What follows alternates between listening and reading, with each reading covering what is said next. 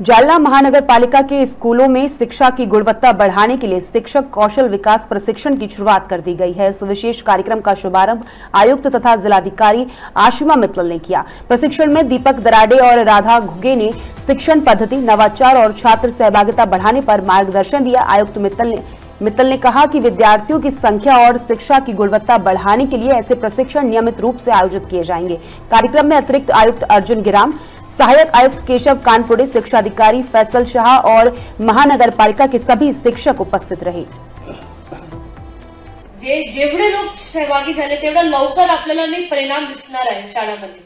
आणि एक वेद मध्ये मी गोष्टी शिकलेली आहे, जे पूर्ण वर्षाचे सिलेबस असते ना ते करायला आपल्याला पूर्ण वर्ष लागतात। जर तुम्ही हे पद्धत वापरली तर 4 महिन्यामध्ये तुम्ही पूर्ण सिलेबस करू शकतात, म्हणजे क्लिअर मुलांना येणार अशी पद्धतीचा वापर करून पूर्ण सिलेबस तुम्ही 4 महिन्यामध्ये, पूर्ण वर्षाची गरजच नाही तुम्हाला, एवढं फास्ट शिकणार मुलं। याचे मंत्रच आहे, सांगणार तुम्हाला मंत्र आणि मी विचारणार तुम्हाला।